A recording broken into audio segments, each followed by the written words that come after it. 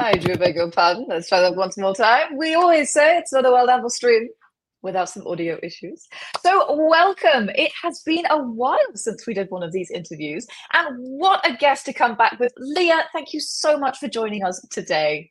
Thank you for having me.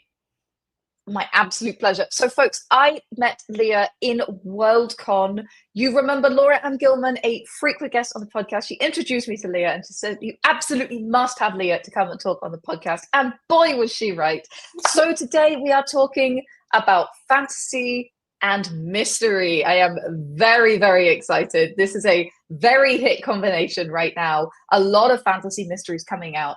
And in fact, Leah is something of an expert. So let me tell you more about that. The amazing Leah Cutter sold her first short story back in 1997. So almost 20 years now writing fiction, selling fiction, right, Leah? Yes, exactly. I sold my first novel in 2003. Wow, bravo. Okay, so like since there, you've continued to sell and write both fiction as well as nonfiction. Leah also runs Knotted Road Press, which is a small press in Seattle, and this boasts several anthology magazine series, including the Boundary Shot Quarterly, the anthology series Blaze Ward Presents, and most pertinent to our talk today, of course, is, guys, you will love this title. It's a quarterly magazine. It's called Mystery, Crime, and Mayhem. How good is this? Her nonfiction has been published by both New York publishers as well as small presses. I just love the title of that magazine, I have to say. Amazing. Thank you. Amazing. We are currently rounding out year 6 of MCM, Mystery, Crime, and Mayhem. Yeah, and so yeah, we'll be starting year 7 next year. Oh my goodness. Folks, if you are curious, by the way, if you're a fan of fantasy mysteries, I will just drop the link in the chat for that. Mystery, Crime, and Mayhem. You can find that at mysterycrimeandmayhem.com. I cannot believe you got that URL, by the way. And that is that comes out quarterly. So there are, after 6 years, you've got a lot of back issues, huh? Yes, we do. Very exciting. Very exciting. And that's kind of short fiction, right? Short fiction in that kind of mystery, crime, mayhem area. Yes, exactly. All of the issues are themed. So some of them have magic, some of them do not. The latest one was a cozy issue, which is Coffee House Capers. And it's all about the different types of crime that can happen in coffee houses. So you have surly baristas and the whole thing. Oh my God, I love this so much. I love this so much. Actually, speaking of cozy, before we go further, you guys are just about to launch a Kickstarter as well, aren't you? Yes, I am. Guys, get this title. Death by Brisket. It's called Death by Brisket. How good is that? So again, cozy mystery, right? Paranormal cozy. That's what you said. Yes, paranormal cozy. So it is a cozy mystery with magic and meat. It's about a barbecue competition team that travels from one contest to the next, solving supernatural crimes while cooking award-winning meats. I just love this concept so much. And also, we'll talk about this later, but you very cleverly managed to avoid the Midsummer Murders issue of like, it's a small town, it's a cozy town, it's sleepy and nothing much happens here, except for 52 murders a year. Exactly. Because they travel. I think that's a very clever conceit. We are Death by Chocolate. Move over. We have a new food-based ghost type, says Connie. Yes, absolutely. I am very excited about this. Katoipoi says, that's the inside of my brain. That is why we love you, Katoipoi. The inside of your brain is beautiful. It smells like brisket. Yes. Well, I am, of course, as I always do, already basically talking about the topic of today, which is fantasy and mystery. How do those things combine? So I think a very useful place to start when we're talking about mystery is, does it always have to be murder when we're talking about mystery within the fantasy space or in general? What are your thoughts on this, Leah? Right. So if you are writing cozy mystery or cozy paranormal mystery, yes, that is the trope. I would say 99% of the time, there must be a death in it, because that is the trope. If you don't have a murder in a cozy mystery, you are not hitting trope, and you are going to disappoint your fans, and they are not going to pick the book up. If you are writing fantasy mystery, no, you do not necessarily have to have a murder in the mystery. For example, you could start off with a missing heir. You know, you are a king or a prince or something like that who has gone missing. This is very much more possible in fantasy mystery than in cozy mystery, because you're dealing with kings and princes and things and princesses and things like that. And so for just fantasy mystery, yes, you can have things that don't involve murder. Yeah, and I think that's a really important point as to, really knowing who you're speaking to, understanding your audience and what is standard for the genre. So Leah and I were gossiping about Shadowrun before this. A lot of Shadowrun plots in RPGs are mysteries, but they're not always murder mysteries. Again, when you're playing Dungeons and Dragons, often the question is something has disappeared and we don't know who's taken it. It's not always a body that you're finding, and in fact in RPGs it's often not a body you're finding, but there is still a mystery thread, even if it's just there is a big bad evil guy. Who the hell are they? Because we need to take them down, so we need more information. There is that phase of understanding, of gathering clues and talking to people and getting essentially witness statements, even though when we're in a fantasy world we don't always think of them as witness statements, right? There is still that kind of exactly, there's that kind of, it's a mystery thread even when it's not murder, essentially. Exactly. And that's really important when you're writing fantasy mystery. You can't just write fantasy. You have to have the mystery there behind it. You have to mix the two. You have to have that balance. We'll talk more about that later. Yeah, absolutely. Let's go to examples. We've already dropped a few. What are your favorite examples, like really good illustrative examples, or just ones that you really enjoy in the kind of fantasy mystery space? Any media, and chat, I want to hear from you as well. What are your favorite kind of combos? The Tainted Cup, which is a Sherlock Holmes pastiche, which is Robert Jackson Bennett, I think is the full name. He has two, and there's now a third that I just found out that I've already pre-ordered.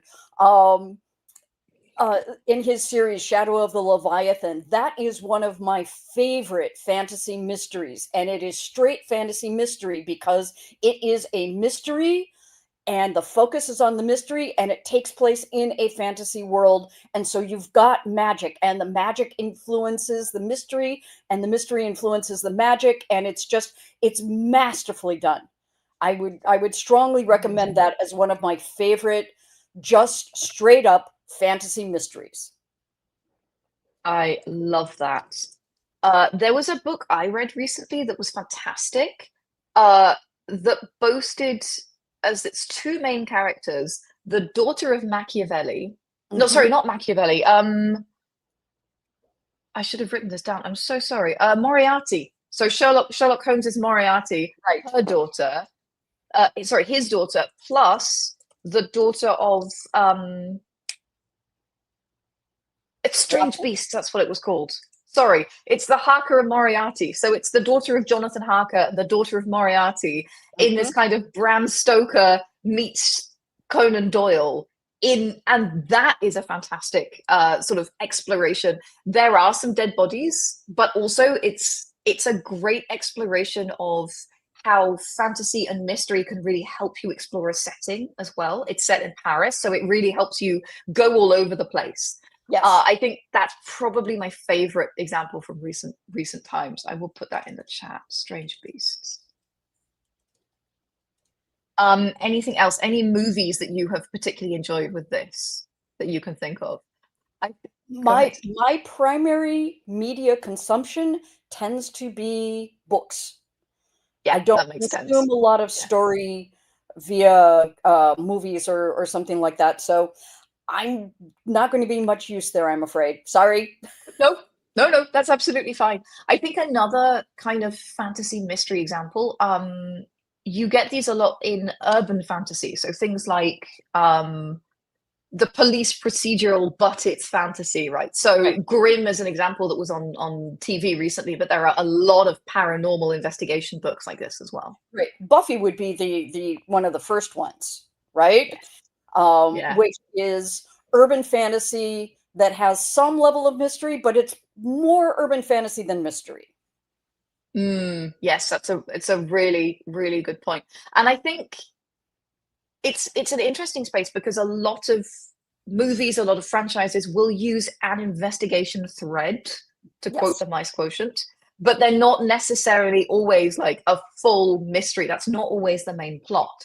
And Right. I think it's really important as creators to be aware of what we're doing. Like, is this a little part of this is investigation, or the way we get to the next step is investigation, but really this is an epic fight Right. or that's coming. Like this is much more about the dungeon crawl than it is about that little hour where you run around and get clues. Yes, exactly. Or is it from start to finish that true mystery?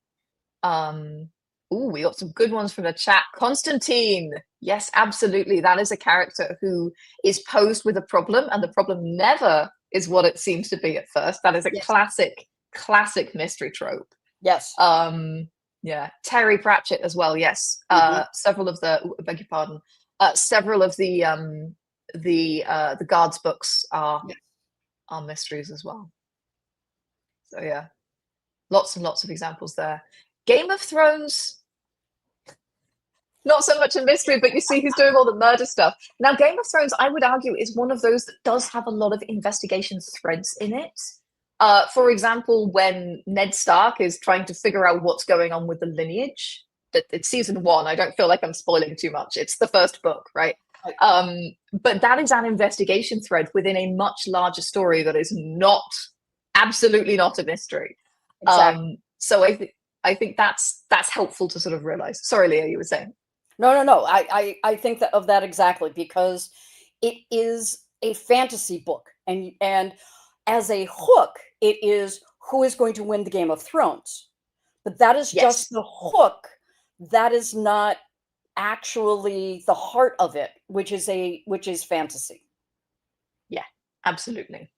So we've shared a lot of examples, and we've talked a little bit about, the crux of the murder, of the mystery. Is it a murder? Is it someone gone missing? What are the other ingredients that we're thinking about when we're starting to put together a mystery? What do we need to be sort of fomenting in our minds? Okay, so one of the things that you and I have talked about is that I am not an architect when it comes to writing my books, right? Yes. The terminology that I prefer to use is architect and gardener.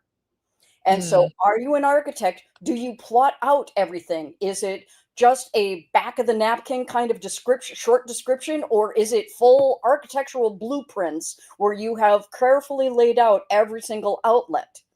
That is not me. I am a discovery writer, right?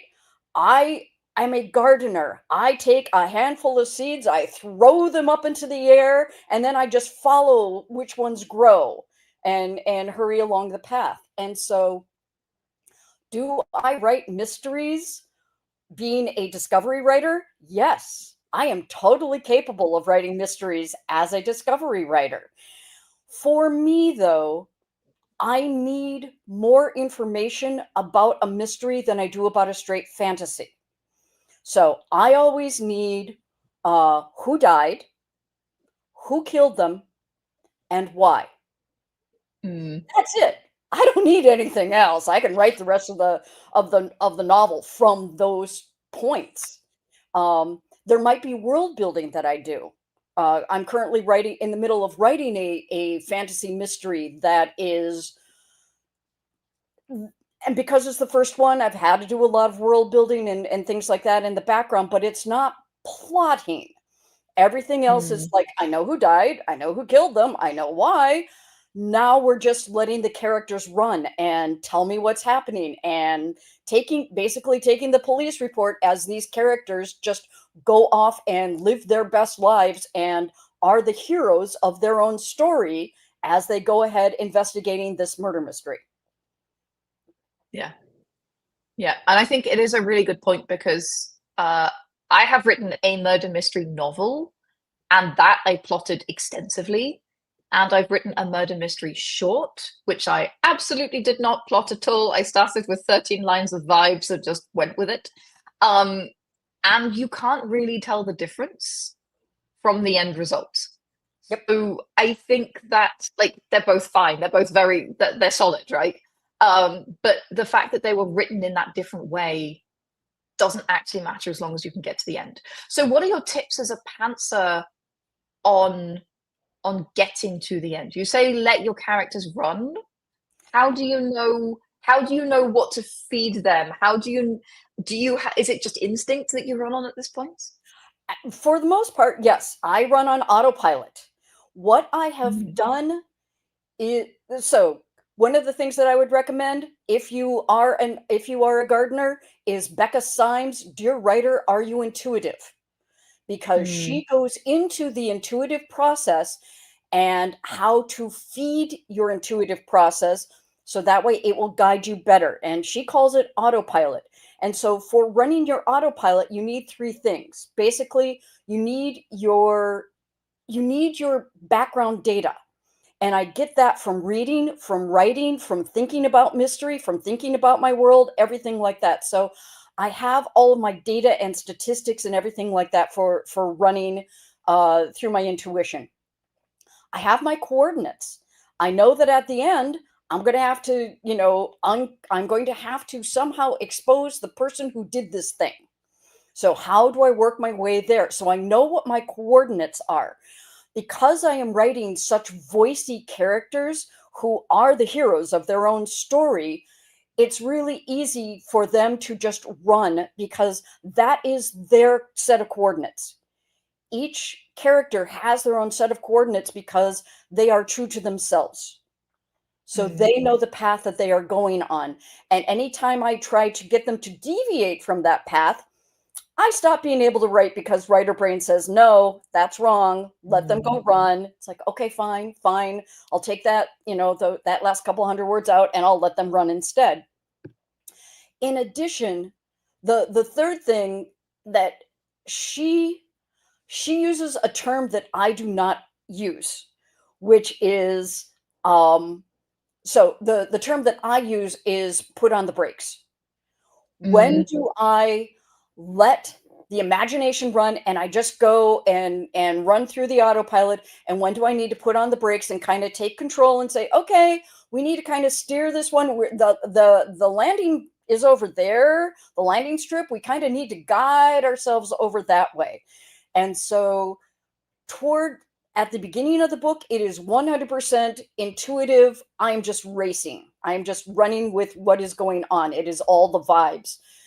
Toward the end of the book, I'm putting on the brakes a little bit. I'm doing a little bit more directions. Nice. And that book is called Dear Writer, Are You Intuitive? Is that correct? Correct. Perfect. I've just thrown that into the chat as well. You can Google that. You will find the things I would imagine. Yes. I like this very much because I've also run, I like murder mysteries a lot. I've also run a murder mystery as an RPG. And I was not sure of all the details when I started the session, let's be clear. And by the end, I managed to turn it into something that was very satisfying. And again, what I'd done is I built some ingredients out. I had a guy that I was pretty sure why he'd killed the person. I had a motive for him to do that. I also had a means for him to do that, which meant that that would leave some trace. And I kind of knew what he would try and do next. And when you're playing RPGs, your characters are running around, especially for murder mystery, they're running around asking questions, investigating, looking for clues, trying to piece these things together. But in the meantime, your bad guy is continuing with their life, trying to cover their tracks, getting upset that these people are there. And if you can set it up right with those kinds of ingredients, the murder, the murderer, the reason they hate them and how they killed them, then all of a sudden you can do that. You can let the players run around your setting, figure out how this guy is going to stop the players uncovering him, and it writes itself. Yes. You do need to be a little bit cautious sometimes. I will say, if you are ever in doubt, make the players go out for snacks. while you figure out what happens next. You can totally send them out for 5 minutes to get a burger or something, take a break, whatever, while you just have a quick think about what is going to happen next. Of course, with writing, you have a little bit more time, but yeah, it is a very exciting way to write a mystery, I think. Yes. Yeah. What about the twist? So that's often a big, important ingredient in a mystery. It happens sort of after the midpoint. There's that moment where usually the detective, whoever it is, thinks, oh God, I will never solve such and such. Do you plan that in advance? Do you know how that's going to go? Or do Nope. you discovery through that as well? I discovery through that as well. Impressive.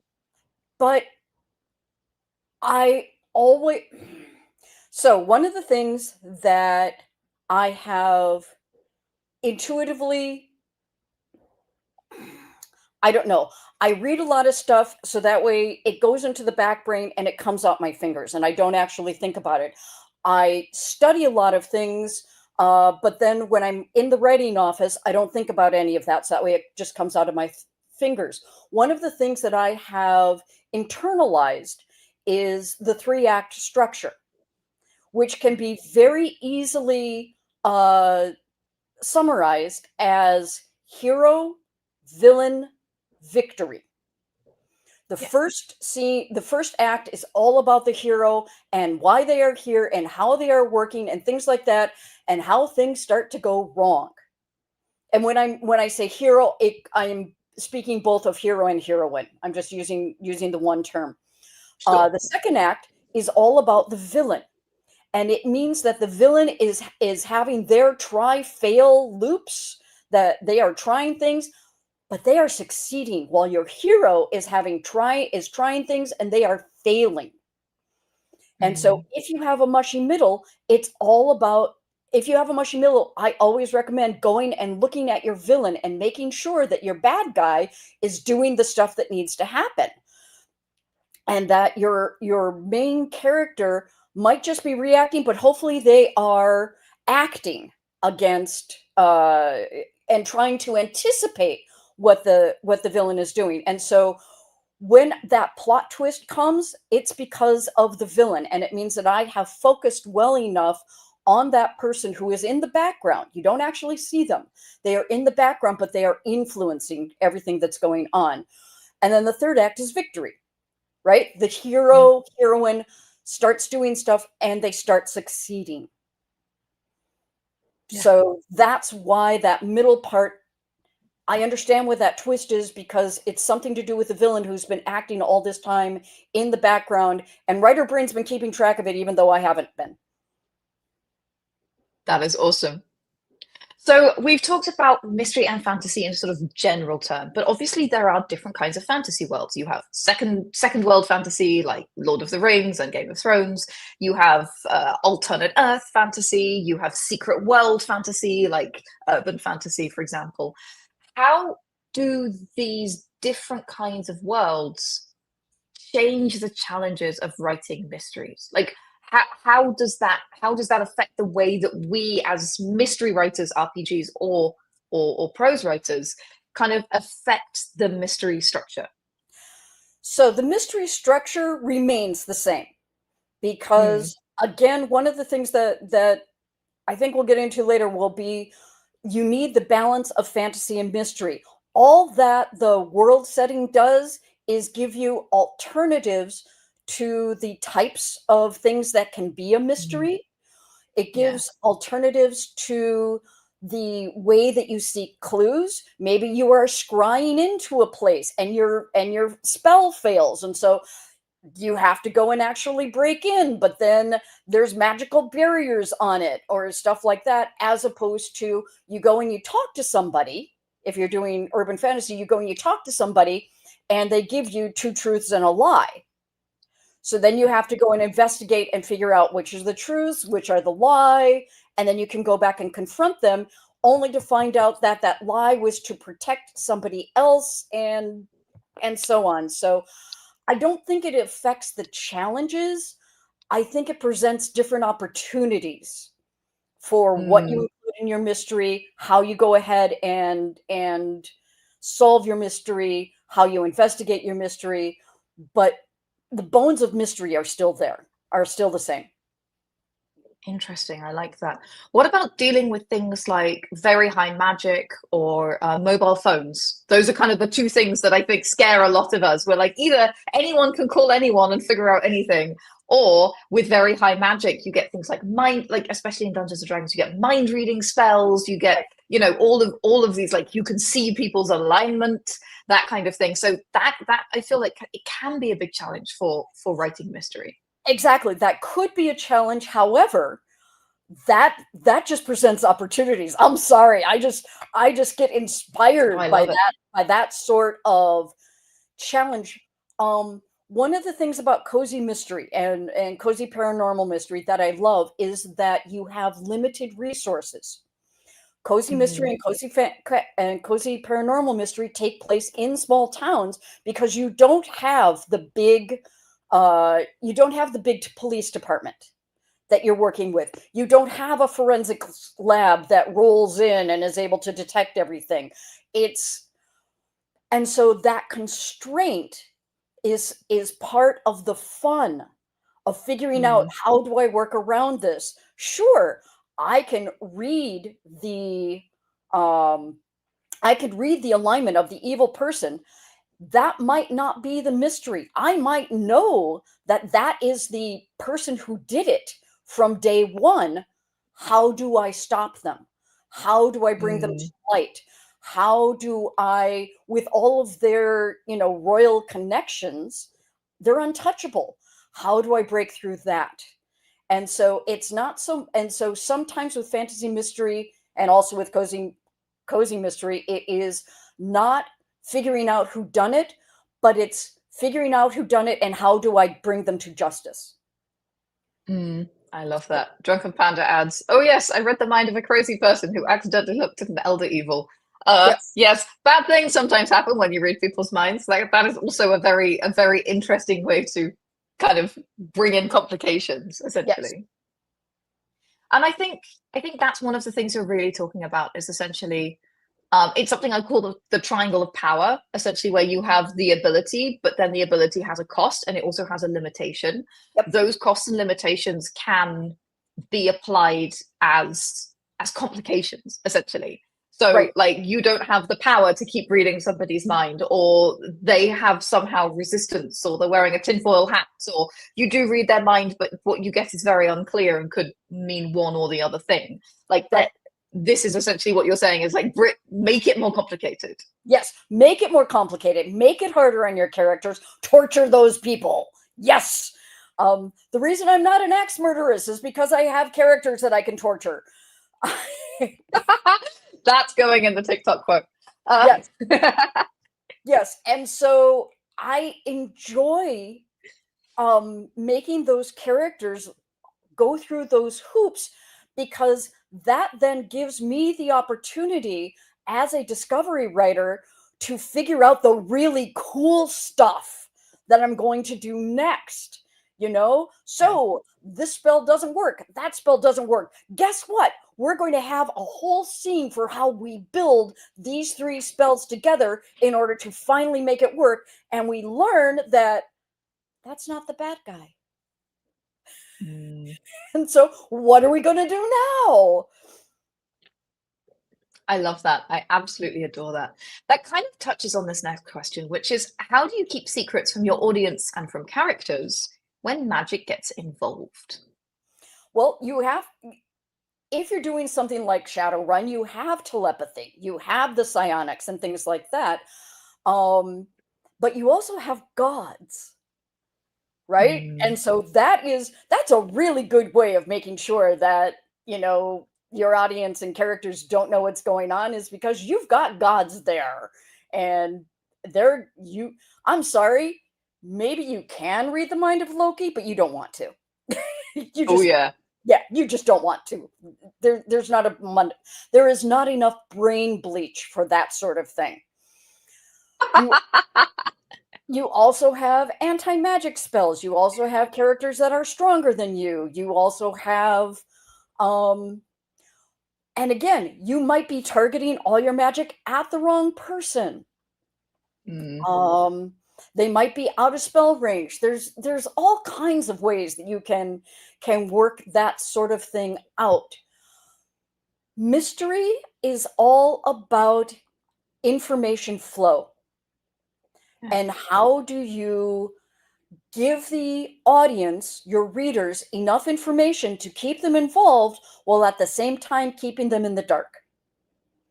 And there are lots of ways to do that. One of the easiest ways to do that is put the information that they get in a list. Make a really long ass paragraph with 14 things that they learn from touching that particular object, and the thing that they need is like right in the middle. Yes. So this is something. Sorry, go ahead. I just wanted to. No, go on. Wait, no. I will just highlight this. This is something called the recency primacy effect, where if you put something at the beginning or at the end of a paragraph, readers will glom onto it. If you hide something in the middle of a list, you have played fair. You have told your readers and players that this is there, but you've slightly hidden it in the list. And the list can be 3 things, but the list can also be, to Leah's point, 14 things. And you can overwhelm them so much with information that while you are playing the game fair, you are using that as a tactic. We should talk about fair play in a minute, but carry on, Leah. Yes. So then another thing is, which I have played with before, is prophecy. And prophecy can always be read more than one way, right? In one of my series, The Water Witch Mysteries, she gets visions. What does a vision mean when you have, when you have what looks like the main character from Wicked, a green witch with a hat who is holding a red apple in her hand?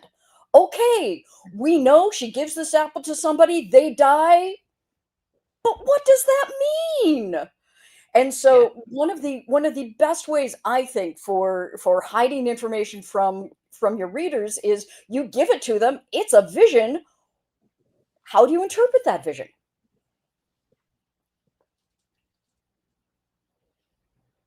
I'm literally writing out my next question. Good. Because I want to ask you, what does it mean to play fair in mysteries? We talk about, playing fair with our readers, playing fair, when we have players as well. Mysteries are a kind of, more than any other kind of fiction, gamified. So what does it mean to play fair, and how do we make sure that we are? So, in The Tainted Cup by Robert Bennett Jackson, he plays fair. However, it's Sherlock Holmes, right? It is a Sherlock Holmes pastiche. How does Sherlock Holmes solve mysteries? Sherlock Holmes solves mysteries by knowing facts and figures that you don't. Yeah. And so one of the initial mysteries that gets solved, because when you have a mystery, there's more than one mystery that you solve frequently. You might have the person who dies, but that's the big mystery. In the meantime, you have little mysteries that you have to solve. And so his first little mystery that he solves in The Tainted Cup is a very Sherlock Holmes-esque mystery that nobody could know or could solve because it involves facts from the world that you're not privy to, that only Sherlock Holmes would know. And so, therefore, he plays fair because he's playing within the Sherlock Holmes genre. So that's one instance that you don't have to tell the reader everything. There is no way for the reader to know everything. Sherlock Holmes knows everything. You can't use that as your final big mystery solve because that will be unsatisfying for the reader. But for a little mystery to showcase the character, you can do that. Yeah. Yes. Then the other way to play fair with your readers, what that means is the reader has to feel as though they might be able to solve the mystery themselves. That all the pieces and parts are there. They just have to put it all together. And one of the things that's lovely about mystery is that you can put all the pieces there and make it very obvious, and then it's somebody else who does it. Yes. And so at one point, what I did recently in Death by Brisket is everything is pointing to these two people who have who we believe are the killers, and there is one line in a conversation midway through the book about, yeah, but maybe he didn't do it. Maybe it's this other person. And so the reader can go back and realize that, oh, yes, we were told that this is the possibility. Yeah. Yeah, absolutely. I think another very good way to do this is to have a clue that is, and this is often done, a clue that is misinterpreted at first by the investigator, essentially. So they'll find something and they'll misinterpret it, or they'll think it's irrelevant, or they'll do a sort of cursory investigation. It won't go anywhere.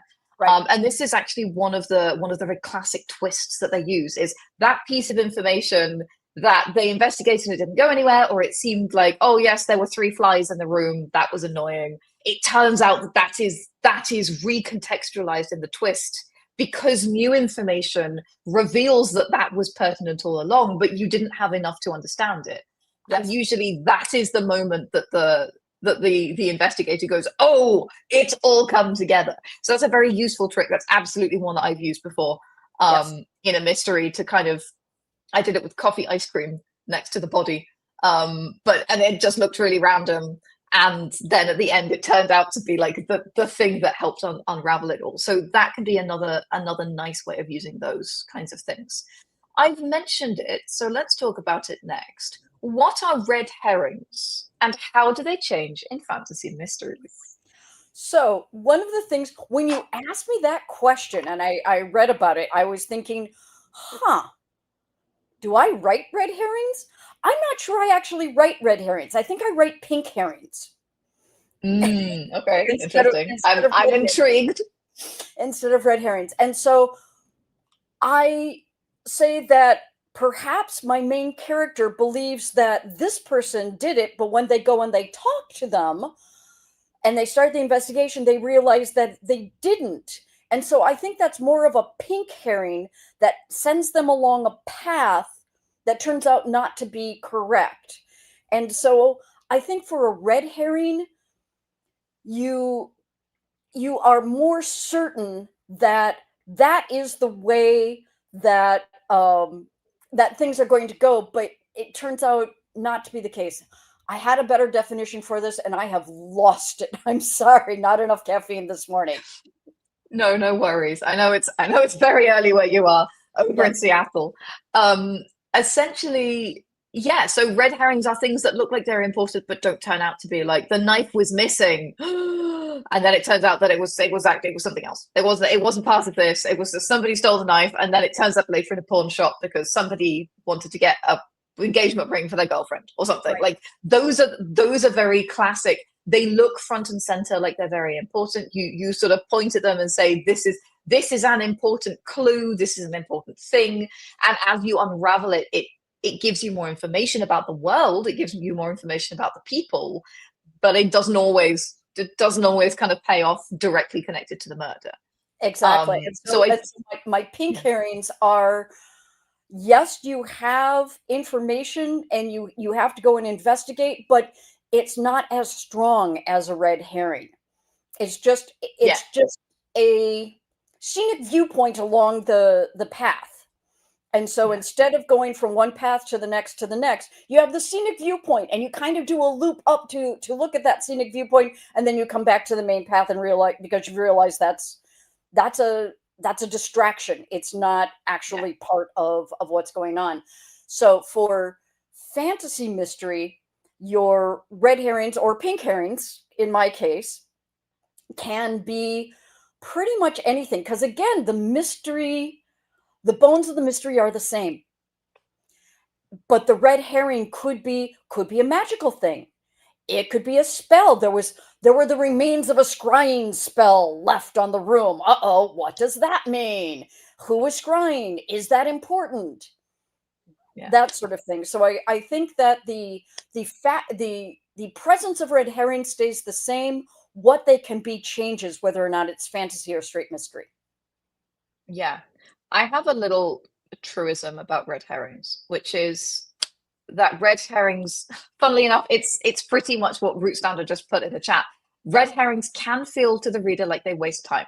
So my sort of fix for that when I'm writing mystery is either make it so engage, like make it an adventure in its own right, make it really fun, salacious, exactly what you didn't expect, like surprise your reader in a fun way. Yes. Use it to show them more of the world, because often when you're doing fantasy, part of the fun we're having, the promise of the premise when it's fantasy mystery, is we will explore a fantasy world while solving a mystery. And I feel like red herrings are a great way to get your investigator to go do something that you didn't have an excuse for them to do otherwise, so that the reader gets to see more of the world, interact with fun people, have an enjoyable time, even if it's not the straight line to the clue, because it shouldn't be too much a straight line to the clue. And the third thing that they're really good for is foreshadowing. So yes, okay, the missing scrying turned out to be, you know, scrying for I don't know, scrying for treasure. Yes, exactly. It's trying for treasure, but then it turns out that treasure is important because it's related somehow to the plot. So Right. even if the clue isn't related, or it's only tangentially related, the fact that the treasure exists is what's brought all these people to town, which is what's created the situation, so no, okay, it's not related to the murder, but it sure is giving you more information about the world, and particularly the world around this mystery that contextualizes everything that people are seeing. And I think that is a really strong way to leverage red herrings. So to Rootstander's point, the audience doesn't feel like that you're just wasting their time, because they should always feel like they are having fun and you are telling them things that are exciting. Yes, exactly. And for a lot of cozy mystery, those sort of red herrings introduce more quirky characters, because that is one of the hallmarks of cozy mystery and cozy paranormal mystery are all of these quirky characters. And so you want to meet them. You want to meet Reverend Bob, who is the head of the Holy Smokes Barbecue Championship team, right? He wears a t-shirt that says WWJG. What would Jesus grill? Fish and loaves. Yeah, probably. Exactly. I love that so much. But yeah, exactly. The other thing that you can use them for, I'm sorry, I didn't mean to get so into red herrings, but I find them really fascinating, is furthering the other arc. So yes, there's a murder. Yes, it's a fantasy world, but also the character is coming to terms with the death of their mother. The character is fighting for a promotion that they're being denied at work. Like, there's another thing going on that's beyond the mystery, that is a more personal experience for the main character usually, and red herrings could be very useful for that. Often they introduce a love interest. Great way to get a love interest in there. Very common in cozy. So yeah, you can absolutely use these to pull the levers on the other bit plot threads in order to bring things together. Yes. So yeah. The chat is getting very spicy. A red school of herrings, says Eldest. Yes, absolutely. Okay, so very important question. What makes a fantasy mystery unsatisfying? You always want to close the book or put down your dice and feel, okay, that was a satisfying experience. My brain was tickled. My fancy was tickled. I explored something great. What takes that feeling away? There's a couple of things that take that feeling away. And I think this is where we're going to talk about balance, right? So I have put down fantasy mystery books, cozy paranormal mystery books that start off with the main character doing something magical, and then I am halfway through the book and all I'm doing is mystery. There has not been another magic thing happening the entire time. There's not even been an allusion to the magic the entire time. And so you have missed that balance of fantasy and mystery. There's another cozy mystery that I've read that was all about the the magic. And so the first half of the book, and again, I ended up putting it down because the first half of the book, we still don't have a mystery. All we're doing is exploring the characters and exploring the world and doing the fantasy stuff and things like that. And that's not what I signed up for. What you need is both fantasy and mystery in equal portions. And you need to be able to go back and forth and weave those two together in equal portions in order to make so for me, that's what makes a fantasy mystery satisfying, is that you have the mystery, you have all of those clues that you go searching for, you have the red herrings, you have the plot twists, you have the villain, all of those things. But in addition, you also have, oh my goodness, magic. You know, you have the weird alchemist who's over in the corner, making his brews. You have the visions that are happening to your main character. You have the wind magic that your main character has just discovered that helps her reveal clues. So you have to have both. You have to have both the mystery and the fantasy in equal measures to make it satisfying. Yeah, absolutely.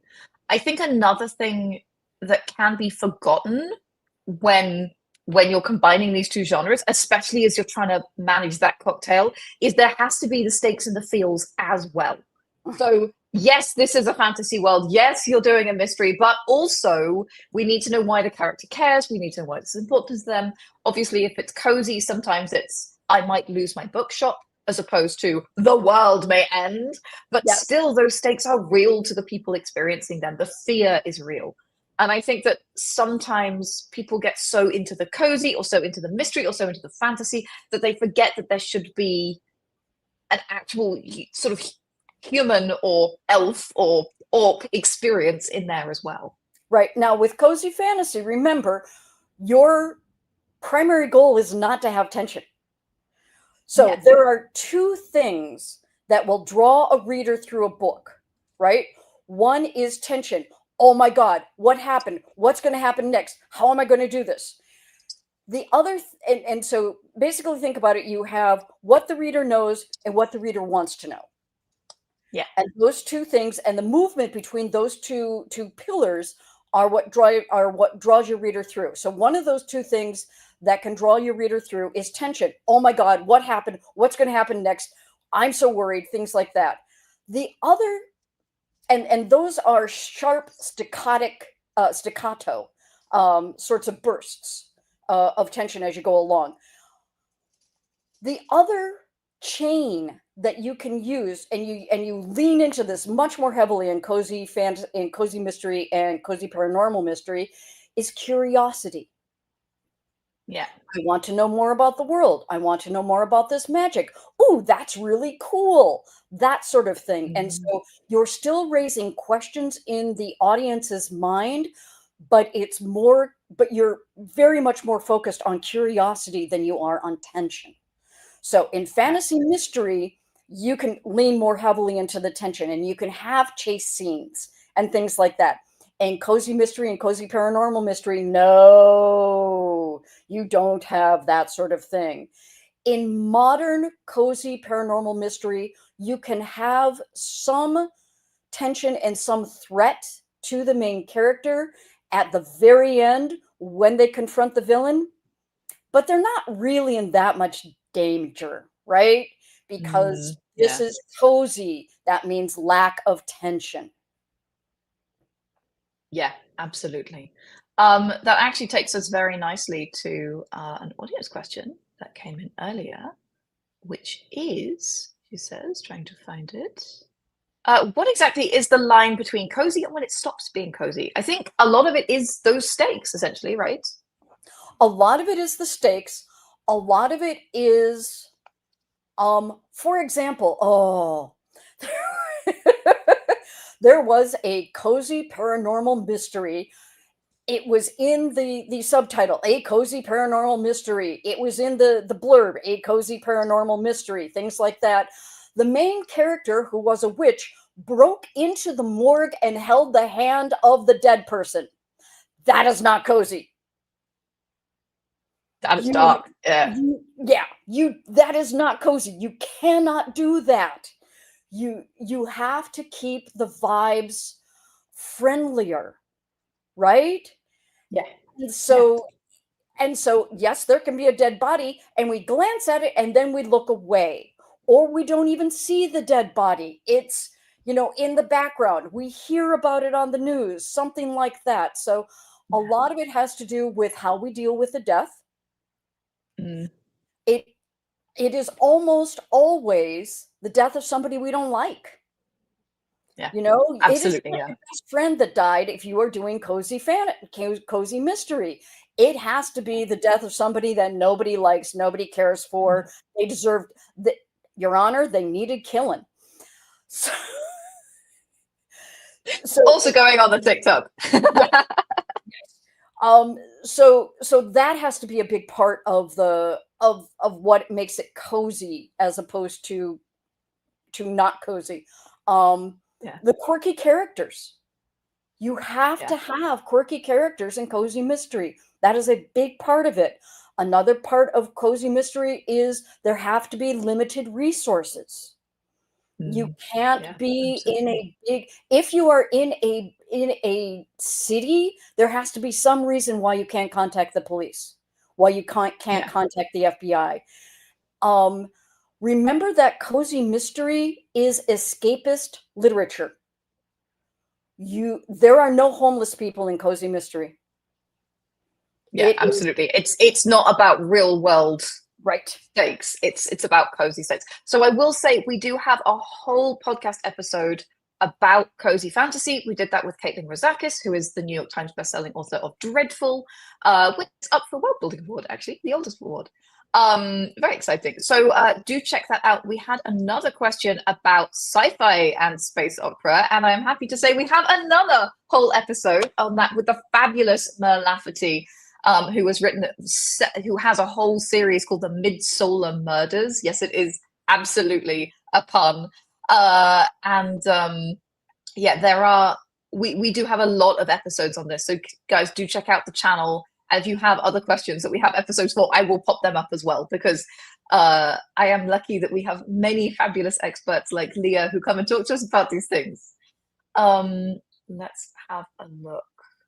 Okay, I think this is a very important question just to touch on. Now, this is more for writers than it is for GMs, but I will say for writers who are doing adventures, it's more on the space of short stories. What is the kind of sellable length for fantasy mystery? So if you look at the Mystery Writers of America, they consider a novel to be 30,000 words. So that's very short for those of you who don't know. Usually a novel is sort of 80 to 100,000 words. A sort of standard commercial novel is somewhere in that space. Obviously, there's exceptions. Right, but cozy mystery and cozy fantasy mystery tends to be around 40 to 60. So they are much shorter than your standard novel. Now, remember, SFWA, Science Fiction Fantasy Writers of America, they consider a novel 40,000. Yeah. So yes. So sellable fantasy mysteries tend to be longer because you have so much world building and you have the mystery, and so it just takes you more time to do that. When it comes to short fiction, a mystery, you can write a mystery in 3,000 words. It's hard. Writing a fantasy mystery in 3,000 words, you'd have to be much better writer than I am. I would say 6,000 words is minimum, good to know. because you've got 3,000 for the mystery and then you have 3,000 for the fantasy. And so in order to mix those, you've really got to start going longer. I think novella length somewhere above 10 is going to be much better for shorter fiction. You don't have to go to 40. You can do and you can sell novellas at 24,000. Yeah, good to know. Very good to know. As we are sort of coming to the end of our chat here about mystery and fantasy, do you have any final advice for our audience about approaching this? If maybe they're doing it for the first time, if maybe they're not sure kind of how to get into it, what are your thoughts? So my first thought is always write what you're passionate about. Don't write what you, I mean, they say stupid things like write what you know. No, that is not what you should do. Write what you're passionate about. Write what really makes you go wee. Write what will bring you to the keyboard because, oh my God, I just discovered this really cool fact. I'm going to add this to my mystery somehow. So write what you're passionate about and let it all flow from that. Yeah, absolutely. But it is hard to write what you know when you're writing murder as well. I will just say that. So yes, absolutely not the advice to start with. Yeah, absolutely. Well, Leah, thank you so very much for joining us. Obviously, we all wish you the best of luck. We want to see the brisket in play. Tell us just a tiny bit about that. Death by Brisket. Death by Brisket, you have Las Chicas de Carne, who are a barbecue competition team. They go from one contest to the next, solving supernatural crimes while cooking award-winning meats. We introduced it at the beginning, but I just love this idea. It says, by the way, if you should check out the Kickstarter page because also the art is, I was going to say it's fire, but the pun was just there. Cozy mystery with strong bantering female leads, QWERTY characters and delicious barbecue, the perfect backdrop for murder. Some charming small towns, a sprinkling of magic in your mysteries. It just sounds fantastic. I'm so excited about this. I'm definitely picking this one up. And folks, if you want to hit notify me on launch, and if you are looking for short stories to get your teeth into, to kind of get a feeling, because honestly, my advice is always read when you're trying to start out with a new genre, when you're trying to start out with a new plot. Read is a great way to do it. Yeah, do check out Mystery, Crime and Mayhem, this title. 6 years of back issues. It's a quarterly magazine. Some of them are fantasy, some of them are not. So take a read. It'll be very clear which is which. And you can find one for your particular genre to kind of cut your teeth on and start getting a feel for what's possible, essentially, within the realm of mystery and fantasy. I cannot wait to see what you guys make. Well, Leah, I will say goodbye. And thank you so very much for joining us today. Thank you so much for having me. This has been lovely. My absolute pleasure. Actually, you know what? This is where the podcast will end when we do the cutting. But I will keep you here because there is something insane that I want to show you, and I think this is fun. Great. So I would like to present to you our elves versus aliens showdown reel. Are you ready? Sunday! It's the ultimate world-building smackdown! Elves versus aliens! 1 week only, 2 teams enter, only 1 team leaves victorious. Team Elves, bringing the thunder from their magical forests, versus Team Aliens, blasting in from the far reaches of space. Choose your fighter. Submit your culture article and join the battle. Plus, get your hands on exclusive Team Elves and Team Alien stickers. Slap them on your articles. Show your pride. Let everyone know which side of this epic showdown you're fighting for. Friday the 5th is the deadline. The team with the most submissions wins it all. World Anvil World Building Showdown. Be there or get left in the dust. I would like to apologize for it being so loud. I do not have control of that over StreamYard, so I apologize to your earphones. I am sure that you turned yourself down and turned yourself up like sensible people, but I am sorry that was quite loud. Regardless, that is the world building challenge that has closed just now. As Sulayan says, 1 Udon to rule them all. There can only be one. And just before I announce the winner, I will say, please fill in our feedback form. I just dropped that here over on the Twitch channel. I should also drop, wait, it should have come out on the YouTube. Yes, it came out on the YouTube as well. So please, please, please do let us know how you found it, what we could do better. We are always trying to do better for you guys. So let us know if you enjoyed it. And yeah, what your ideas are for the next one, maybe. But I can say, Leah, are you up for doing me a little fanfare for the Absolutely. winner of Elves versus Aliens is Ta-da! Elves with 117 entries versus Aliens with a meager, pitiful 57 entries. I have to say, guys, both very, very fine. And Aliens really fought a good fight there, but Elves was the winner in the end. So what that means, of course, is that your badges will be coming out on Monday. Everyone who has participated will get a participation badge.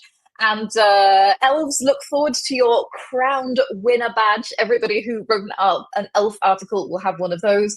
And Aliens, you will have a beautiful, admirable alien participation badge, of course, with your elf and your alien art on there. So congratulations, both of you, because really the real prize was world building all along.